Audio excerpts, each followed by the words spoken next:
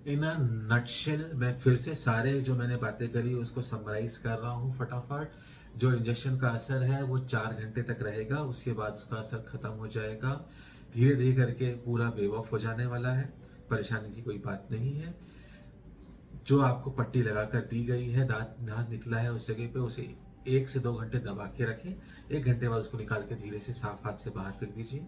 मुंह में खून थूक दवाई जो भी कुछ आता है उसको अंदर निगल लेंगे, बाहर नहीं थूकना है। अगले 12 घंटे एटलीस्ट बाहर थूकना नहीं है, कुल्ला नहीं करना है, सब अंदर निकल लेंगे। उस एरिया में एक दिन 24 घंटे तक कुछ भी नहीं लगाना है। जबान, हाथ, उंगली, ब्रश, टूथब्रश, आइसक्रीम स्टिक या कोई भी चीज उस वुंड पे नहीं लगाना है। तीसरी चीज, दर्द और सूजन के लिए परेशान ना हो, आपको डॉक्टर ने दवाई लिखी है, वो दवाइयाँ आपको रिलीजियसली खानी है।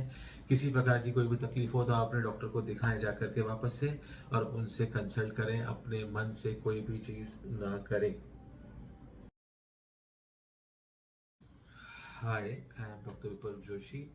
I am an endodontist and a practicing dental surgeon since around last 20-25 years in Bhopal. आज हम बात करने वाले हैं दांत निकलने के बाद क्या सावधानियां रखनी चाहिए।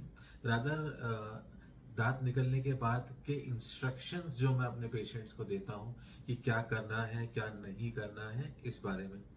वो इसलिए ज़रूरी है ताकि दांत तो निकल गया, उसके साथ जो भी रिलेटेड बीमारियां थी या जो तकलीफ थी वो तो चली जाएंगी, लेकिन दांत निकलने के कारण जो वूंड बना है उस वूंड में फर्दर कोई प्रॉब्लम ना हो और आपकी हीलिंग अनइवेंटफुल रहे, आपको किसी प्रकार की कोई तकलीफ या परेशानी ना रहे। तो हम स्ट्रेट अवे स्टार्ट करते हैं इंस्ट्रक्शंस से कि क्या इंस्ट्रक्शंस मैं अपने पेशेंट्स को देता हूँ, और ये सभी चीज़ें आपको भी फॉलो करनी है ताकि जो घाव है वो आराम से भर जाए और आपको किसी प्रकार की कोई तकलीफ ना हो। सबसे पहले हम बात करेंगे इंजेक्शन जो लगा है लोकल एनेस्थीसिया उससे रिलेटेड। लोकल एनेस्थेटिक सोल्यूशन आपको लगाया गया है दांत निकलने से पहले, ताकि वो एरिया में सुन हो जाए, एनेस्थाइज हो जाए। कोई भी प्रोसीजर जो परफॉर्म किया गया है, दांत निकला है या कोई माइनर सर्जरी हुई है, उसमें आपको कोई दर्द या तकलीफ ना हो। इसलिए अब इसका असर रहता है करीब 4 घंटे के आसपास। एवरेज है 4 hours. This may be at least से फॉर सम पेशेंट 2 घंटा, किसी के लिए 3, किसी के लिए 5, किसी के लिए 6। तो 2 घंटे से लेकर 6 घंटे का समय लगता है इसका असर पूरी तरह से खत्म होने के लिए। और एन एवरेज करीब 4 घंटे के आसपास का टाइम लगता है वेव ऑफ होने में, इसका असर पूरी तरह से। जब इसका असर खत्म हो रहा होता है तो आखिरी में एक टिंगलिंग सेंसेशन, एक फनी फीलिंग आती है, दैट इज एब्सोल्युटली नॉर्मल। उसमें कहीं कोई प्रॉब्लम की बात नहीं है, पहला। दूसरा, जब एरिया सुन किया गया है उस एरिया में आपको स्वेलिंग आ रही है, सूजन लग रही है, पफीनेस लग रही है, ऐसी जो फीलिंग है ये भी बिल्कुल नॉर्मल है, तो परेशान होने वाली इसमें कोई बात है नहीं। जैसे जैसे इसका असर खत्म होगा 2-4 घंटे में, तो ये सारी प्रॉब्लम्स आपकी जो आपको है नहीं फील हो रही है वो भी चली जाएगी।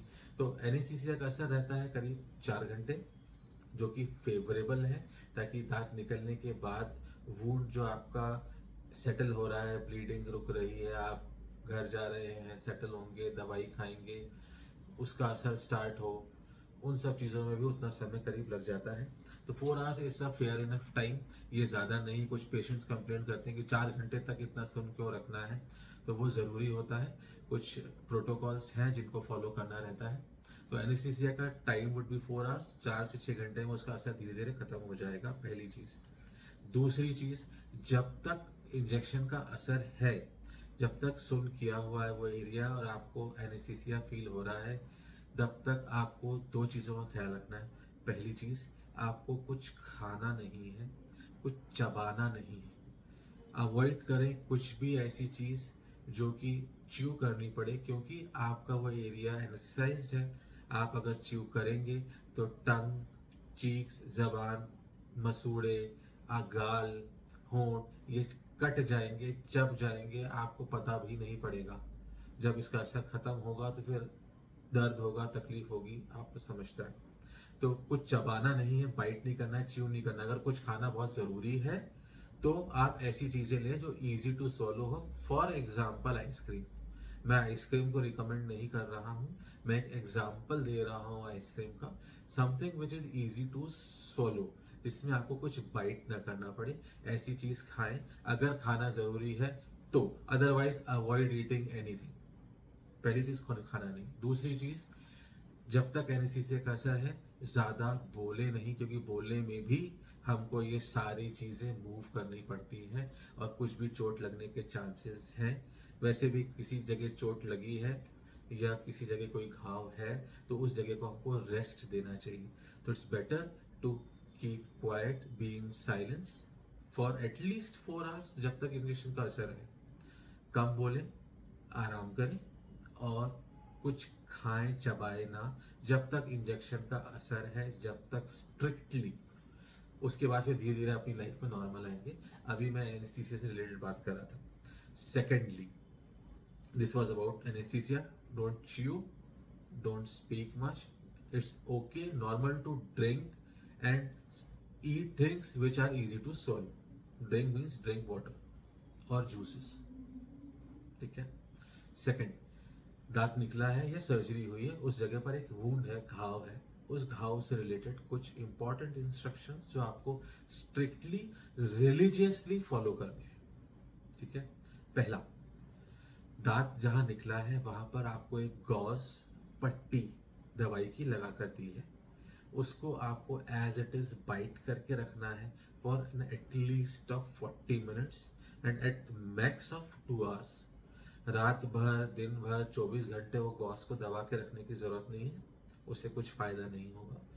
40 मिनट से कम भी नहीं रखना है, क्योंकि हम पट्टी इसलिए लगा रहे हैं कि जो वहां पर ब्लीडिंग हो रही है, जो खून निकल रहा है, वो खून उस प्रेशर पैक से बंद हो जाए। तो प्रेशर पैक को normal time would be, bleeding आपका जो BTCT है वो 1-2 मिनट का है फॉर एग्जांपल, ब्लीडिंग आपकी 1 घंटे 1 मिनट में रुक जाती है, फिर भी हम एट अ स्ट्रेच 40 मिनट्स तक उसको लगा कर रखेंगे। और भी दूसरे रीजन है, उसके कारण है कुछ और भी। 40 मिनट मिनिमम, मैक्सिमम 2 घंटे उस गॉस को लगा के रखेंगे वहां पर। उसके 2 घंटे बाद उस गॉस को निकाल के धीरे से साफ हाथ से हाथ धो करके, बिल्कुल साफ हाथ से गॉस को निकाल के मुंह से बाहर फेंक देंगे, ठीक। उसके बाद वो जो वूंड है वहां पर जबान लगा के, टंग लगा के, हाथ लगाकर या टूथपिक या आइसक्रीम स्टिक या स्पून या कोई भी चीज वहां लगाकर देखना नहीं है कि ब्लीडिंग रुकी, कि ब्लीडिंग हो रही है, कुछ भी लगाकर नहीं देखना है। नॉर्मल केस में 99.9% केसेस में ब्लीडिंग रुक जाती है। 1% केस में एक आध 2 ड्रॉप अगर आपका कट किया है, गम्स कट किया है, स्टिचेस आए हैं या कोई सर्जरी थोड़ी सी एक्सटेंड हुई है किसी भी रीजन से, तो थोड़ा बहुत ब्लड मुंह में आना, 1-2 ड्रॉप ब्लड का मुंह में आना नॉर्मल है। सलाइवा के साथ वो 1 ड्रॉप मिलकर थोड़ा ज्यादा दिखने लगता है, थोड़ा बहुत ड्रूपिंग होती है सलाइवा और ब्लड की, नॉर्मल है, ठीक है।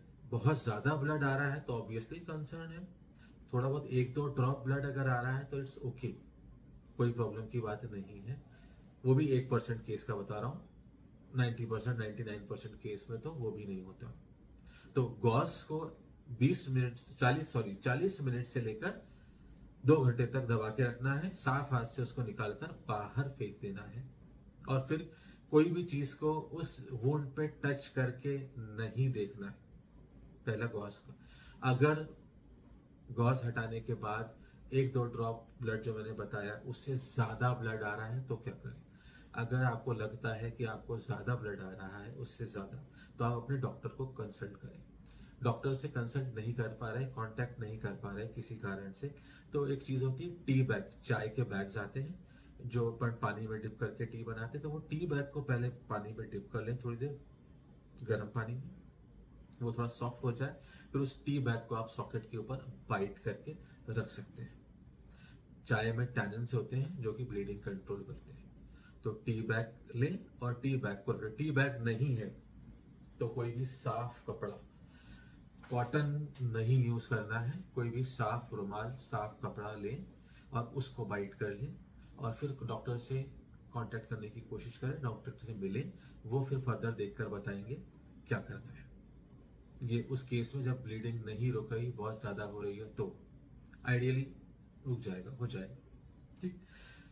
ब्लीडिंग के अलावा रात को अगर आप शाम को दांत निकलवाया है आपने इवनिंग आवर्स में, इंजेक्शन का असर खत्म हो रहा है, उसके पहले ही गॉस निकाल कर आप सो गए हैं, तो ओवरनाइट हो सकता है 1-2-4 ड्रॉप ब्लड आए और वो ड्रूप होकर के आपके पिलो पे, बेडशीट पे लगे, कपड़ों पे लगे।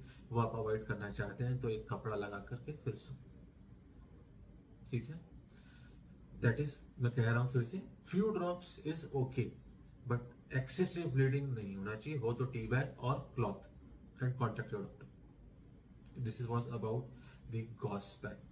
सेकेंड, पहला गॉस पैक, सेकेंड ब्लीडिंग नहीं हो रही, आपको कुल्ला नहीं करना है, थूकना नहीं है, स्पिट करना, कुल्ला करना, स्विश करना, स्विल करना, ये मूवमेंट नहीं करना। ये जो मूवमेंट है जिसमें गाल अंदर जा रहे हैं, सीटी बजाने का जो मूवमेंट होता है, स्ट्रॉ यूज करते हैं तो भी वही मूवमेंट होता है। ऐसा कोई सा ही मूवमेंट जिसमें नेगेटिव सेक्शन या नेगेटिव प्रेशर बने मुंह के अंदर, जो कि होता है स्मोकिंग के दौरान, जो कि होता है स्ट्रॉ से कोई भी जूस, पानी, कोल्ड ड्रिंक पीने के दौरान, जो होता है कुल्ला करने में, जो होता है थूकने में, ये सारे मूवमेंट्स अलाउड नहीं है for at least 12 hours. At least 12 hours, 12 घंटे तक आपको थूकना नहीं है, कुल्ला नहीं करना है, क्योंकि उस समय क्या हो रहा है, आपके सॉकेट के अंदर ब्लड क्लॉट स्टेबलाइज हो रहा है। क्लॉट तो बन गया, जो गॉज लगाया था आपने, पट्टी लगाई थी 40 मिनट से 2 घंटे, उसमें वो क्लॉट बन गया घाव के अंदर। अब वो क्लॉट स्टेबलाइज हो रहा है, तो पहले 12 घंटे हम चाहेंगे कि वो जो क्लॉट बना है वो वहीं पर रहे। तो क्लॉट स्टेबलाइजेशन के दौरान हमें थूकेंगे, कुल्ला करेंगे, नेगेटिव सेक्शन क्रिएट करेंगे, स्मोक करेंगे, स्ट्रॉ यूज करेंगे, विसल करेंगे, छीकेंगे, वॉमिट करेंगे, ऐसा कुछ भी काम करेंगे तो वो क्लॉट डिसलॉज अगर हो गया तो बहुत बड़ी प्रॉब्लम होगी। इन द सेंस की पहले तो ब्लीडिंग नहीं रुकती, रुक भी जाती है तो फिर वहां पे ड्राई सॉकेट बन जाता है, जो कि बहुत ज्यादा पेनफुल होता है, जिसका पेन 3rd डे से या 2nd डे से स्टार्ट होता है and stage for at least month. और इसका कोई बहुत अच्छा इलाज भी अवेलेबल नहीं है। फिर वहां पर अगर आप थोड़ा बहुत साइंटिफिक समझते हैं तो सेकेंडरी इंटेंशन से हीलिंग होती है, प्राइमरी इंटेंशन से नहीं होती। सेकेंडरी इंटेंशन मीन्स फिर वहां पे लेयर बाय लेयर हील होता है। अगर आपका इतना बड़ा सॉकेट है से 1 सेंटीमीटर डीप, तो वहां पे 0.1 mm की लेयरिंग पे हीलिंग होगी, जो कि 1-2 महीने चलेगी। और क्लॉट पूरा एज इट इज बना है और वो स्टेबलाइज है, तो वहां पे 2 दिन 3 दिन में हीलिंग हो जाएगी। तो चॉइस इज योर्स, कितना जल्दी आप ठीक होना चाहते हैं। तो थूकना नहीं है, कुल्ला नहीं करना है 12 घंटे तक एटलीस्ट। नंबर 2। नंबर 3 सबसे इंपॉर्टेंट, जो मैं पहले भी बोल चुका हूं, आगे भी बोलूंगा, जो वुंड है वो खुद से हील होगा। कोई दवाई उसको हील नहीं करती। शरीर में कोई भी चोट लगता है तो वो घाव खुद से भरता है। वैसे ही यहाँ पे चोट लगी है, ये घाव खुद से हील होगा। हमको सिर्फ इतना करना है कि उसमें कोई फर्दर इन्फेक्शन ना हो सेकेंडरी। उसके लिए हम आपको दवाइयाँ देते हैं, जिसके बारे में बाद में बात करूंगा। तो हमको सिर्फ इतना करना है कि हमको उसको एज इट इज छोड़ देना है। उसमें किसी प्रकार का कुछ एक्सटर्नल ऑइंटमेंट, कोई दवाई नहीं लगानी है, कुछ भी नहीं करना है। Leave the wound as it is, it will heal on its own. वो खुद से घाव भरेगा, आपको कुछ नहीं करना है, उसे खुद से भरने दीजिए। आपके कुछ करने से नेगेटिव होगा, भूल जाइए कि वहां कुछ है, उसको खुद से हील होने दीजिए। 3rd point, leave it as it is. अब हम बात करेंगे दर्द और सूजन, स्वेलिंग। सबसे ज्यादा कंसर्न कि दर्द कितना होगा, कैसे होगा, स्वेलिंग तो नहीं आएगी, इस बारे में पेशेंट को कंसर्न रहता है। तो दर्द थोड़ा बहुत ऑब्वियसली होगा। आपको एक छोटी सी चोट लगती है शरीर में, कहीं भी हल्का फुल्का पेन रहता है यहाँ पे। तो अगर आपका दांत हेल्दी था, तो healthy in the sense pyorrhoea नहीं था, गम्स रिसेस नहीं थे, बोन लॉस नहीं था, तो वूंड आपका एटलीस्ट 1 सेंटीमीटर गहरा वूंड है हड्डी के अंदर। आपकी यहाँ पर बोन, हड्डी जो है वो एक्सपोज है ओरल कैविटी में। आपको हाथ में चोट लगती है तो हड्डी एक्सपोज नहीं होती। आप मान के चले 1 इंच, आधा इंच गहरा घाव हो हाथ में और उसको खुला छोड़ दिया जाए, तकलीफ होगी ऑब्वियसली होगी। यहाँ पे एटलीस्ट 10 mm मतलब 1 सेंटीमीटर, ज़्यादा लेंथ है 15 mm, 1.5 सेंटीमीटर 2 सेंटीमीटर तक के वूंड है जहाँ पर हड्डी एक्सपोज है डायरेक्टली ओरल कैविटी। पेन रहेगा जिसके लिए हम आपको दवाइयाँ देते हैं, वो दवाइयाँ आप खाएंगे, दर्द का असर कम रहेगा, दर्द कम फील होगा, डिस्कम्फर्ट ऑब्वियसली थोड़ा बहुत रहेगा। अब पेन थ्रेशोल्ड डिस्कम्फर्ट ये हर पेशेंट की अपनी अलग परिभाषा होती है, सबका थ्रेशोल्ड अलग होता है, सबका ससेप्टिबिलिटी अलग होती है, तो पेशेंट टू पेशेंट वेरी करता है पेन कितना होगा। मैं बात कर रहा हूँ आइडियल सर्कमस्टेंसेस की, जहाँ सारे एसेप्टिक प्रिकॉशंस लिए गए हैं एक्सट्रैक्शन के लिए, दांत निकलने के लिए, सब चीज़ें आइडियल हुई हैं जैसे होना चाहिए, उसके बावजूद पेशेंट टू पेशेंट वेरी करता है पेन। ठीक। स्वेलिंग, कहीं भी चोट लगेगी शरीर में थोड़ा बहुत सूजन आना नॉर्मल है, ये बॉडी का डिफेंस मैकेनिज्म है। अगर आपको अभी एक चोट यहाँ लगेगी तो एक छोटे से स्वेलिंग यहाँ आ जाएगी, इनिशियली से एडिमा बोलते हैं, ये बिल्कुल नॉर्मल है। तो जब हम दांत निकाल रहे हैं या कोई प्रोसीजर कर रहे हैं तो वो भी एक चोट है, तो उसके कारण थोड़ी बहुत मुंह के अंदर और हल्की फुल्की बाहर स्वेलिंग नॉर्मल है। वो उसके लिए आपको बर्फ की सिकाई करना है, कुछ गर्म सिकाई नहीं करें तो उससे स्वेलिंग बढ़ेगी, तो गर्म को अवॉइड करना है। खाने में भी सिकाई में भी आपको बर्फ की सिकाई करना है, आइस पैक लगाना है बाहर से, मैंने पहले भी बोला था 20 minutes per hour, 20 minute on 20 minute of. आप 20 मिनट तक अगर बर्फ की सिकाई करेंगे वहां हर घंटे तो एडिमा बढ़ेगा नहीं, कंट्रोल में रहेगा, सूजन ज्यादा नहीं आएगी। सूजन आ भी जाती है तो कोई दिक्कत की बात नहीं है, बॉडी का डिफेंस मैकेनिज्म है, अच्छा है। 3 से 5 दिन में वो सूजन खुद से ठीक हो जाएगी, वो दिखता बुरा है थोड़ी सा, इसलिए आप बर्फ की सिकाई करें तो स्वेलिंग नहीं आएगी। तो ये बात हो गई पेन की, और ये बात हो गई पेन और स्वेलिंग की। पेन थोड़ा बहुत रहेगा, उसके लिए दवाई देंगे डॉक्टर, आपके दवाई खाना जरूरी है। अपने मन से दवाइयाँ चेंज ना करें, अपने मन से दवाइयाँ ना लें, ओवर द काउंटर जो मेडिकल स्टोर पर दवाइयाँ मिलती हैं उनका इस्तेमाल ना करें। जो डॉक्टर ने आपके दवाई दी है वो कुछ सोच समझ करके ही दी है, उन्हीं को खाएं। उनसे अगर कोई तकलीफ हो रही है दवाइयों से तो अपने डॉक्टर को वापस मिल सकते हैं। अगर वो दवाइयाँ खाने के बावजूद भी दर्द हो रहा है तो भी आप अपने डॉक्टर से बात कर सकते हैं, वो आपको थोड़ा ज़्यादा पावर की या दूसरी एनालिसिस देंगे, इंजेक्टेबल्स पे शिफ्ट करेंगे। सपोज डॉक्टर से कांटेक्ट नहीं हो पा रहा तो फिर आप ओवर द काउंटर जो मेडिसिन अवेलेबल हैं जो आप खा रहे हैं उसके अलावा कोई दूसरे ग्रुप की दवाई ले सकते हैं। फॉर एग्जाम्पल अगर आप डाइक्लोफेनिक ले रहे हैं तब आइबुजेसिक ले लें, कीटोरेलेक्स ले लें, जो भी आप दवाई ले रहे हैं उससे दूसरे ग्रुप की एक एनालिसिक आप मेडिकल स्टोर से लेके फॉर द टाइम बिंग जब तक आपको डॉक्टर से कांटेक्ट नहीं हो रहा ले सकते हैं। सबसे अच्छा रहेगा उस केस में भी बर्फ की सिकाई, एक आइस क्यूब अंदर रख लीजिए। स्वेलिंग में एक बात और ध्यान रखने की है कि जो सूजन आएगी वो उस पर्टिकुलर एरिया में, फॉर एग्जांपल यहाँ दाढ़ निकली है तो इस पर्टिकुलर एरिया में थोड़ी सी स्वेलिंग आ सकती है, हल्की सी।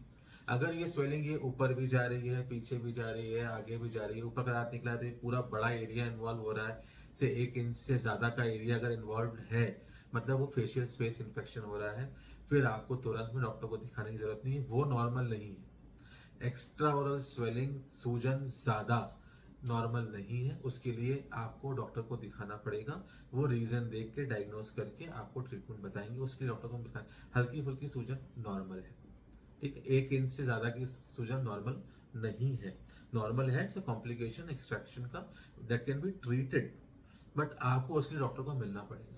दूसरा, फीवर नहीं आना चाहिए, बुखार अगर आ रहा है तो भी आपको डॉक्टर को मिलना पड़ेगा, बुखार आना भी नॉर्मल नहीं है, फेशियल स्पेस इन्फेक्शन भी नॉर्मल नहीं है, उसके लिए आपको दिखाना पड़ेगा। ये सोच लेना बैठे कि सूजन पूरे चेहरा सूज रहा है और आप बोले कि तो नॉर्मली दांत निकलने होता है, ऐसा नहीं होता।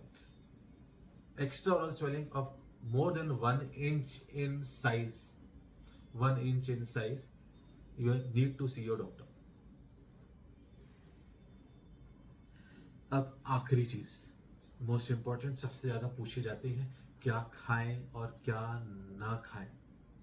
तो क्या खाएं में जब तक इंजेक्शन का असर है कुछ नहीं खाना है, जरूरी है खाना तो ऐसी चीजें खाएं जो इजी टू स्वॉलो हो, ऐसी चीजें पिए जो आप दूसरे साइड से इजीली निगल सके during the time of anaesthesia.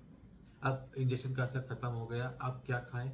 Same for 12 hours, जब तक क्लॉट स्टेबलाइजेशन हो रहा है, जब तक इजी टू swallow, दूध, दलिया, राइस, वटेवर जो आप खाते हो, जो आपको अच्छा लगता हो, जिसमें चबाना कम पड़े, आसानी से निगल सके, ऐसा खाना खाएं। पहले 12 घंटे गरम अवॉइड करें ताकि स्वेलिंग ना बढ़े। ठंडा, पतला, नरम, आसानी से निगलने वाला भोजन जो आपको अच्छा लगता हो सब खा सकते। 12 घंटे के बाद जब तक एनेस्थीसिया का असर है 4 to 12 आवर्स, अब 12 घंटे या 18 घंटे के बाद, एक दिन बाद, जब घाव तो भरेगा आपका से 8 दिन से 1 महीने में, उस दौरान क्या खाना है?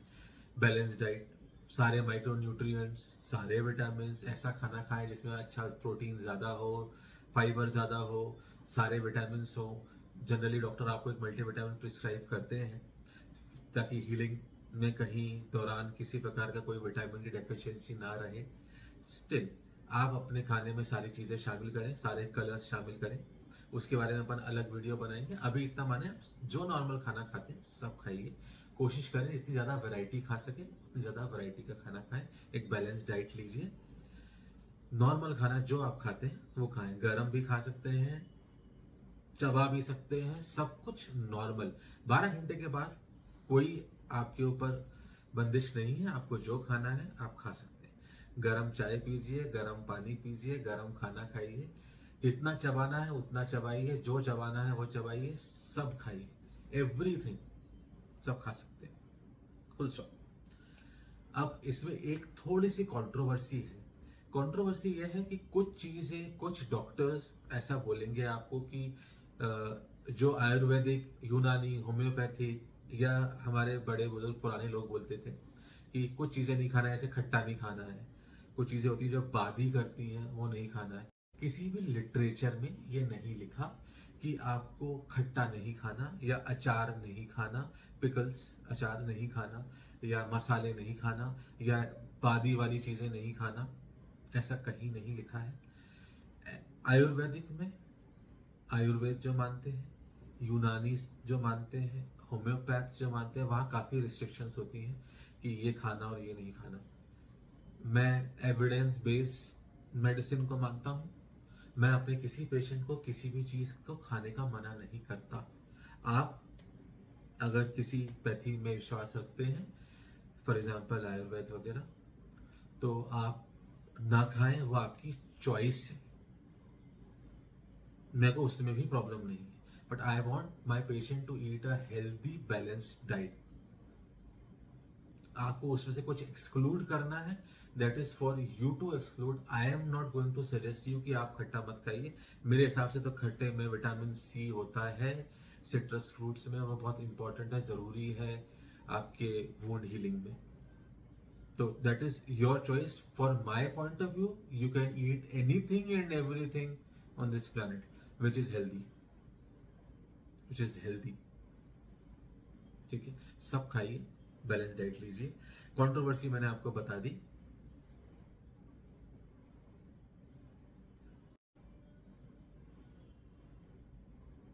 तो डाइट में first 4 hours nothing, 4 to 12 hours easy to swallow, कुछ लोगों के लिए 18 आवर्स, कुछ लोगों के लिए 24 आवर्स। आप एक दिन मान लीजिए, एक दिन तक इजी टू swallow, आसानी से निगलने वाली चीज, फिर सब कुछ नॉर्मल, सिंपल वर्ड्स में।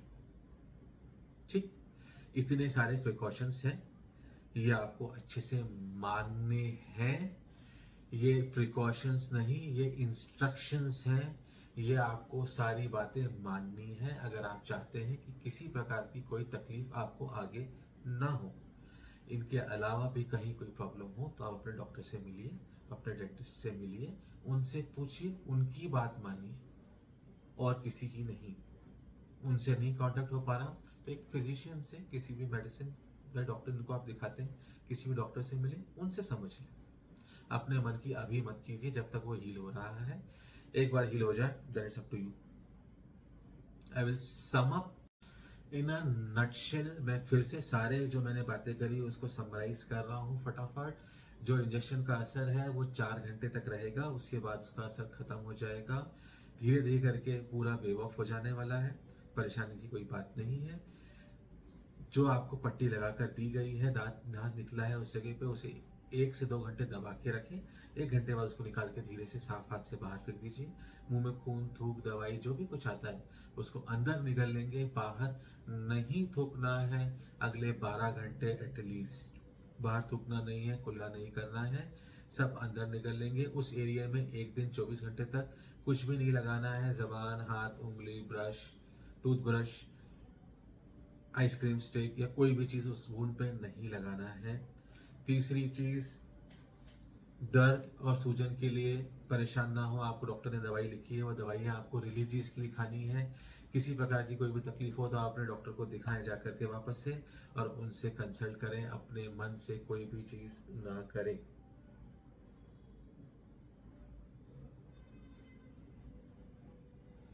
आई होप ये इंस्ट्रक्शंस आपको समझ में आए होंगे।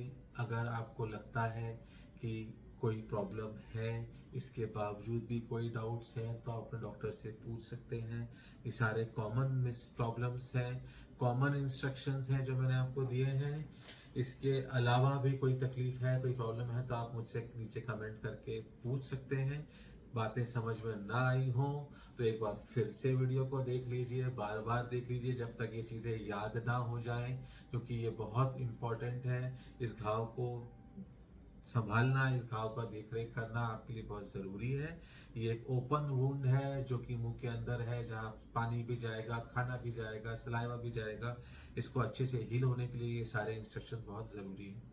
अगर आपको ये वीडियो थोड़ा स्लो लग रहा है तो आप इसकी स्पीड डबल करके देख सकते हैं, लेकिन देखें ज़रूर, समझें, और जिनका भी दांत आपके रिलेशन में निकल रहा है या निकलने वाला है उनको फॉरवर्ड करें, ताकि उनको पहले से पता हो कि what to expect and what to do and what not to do after extraction. Thank you.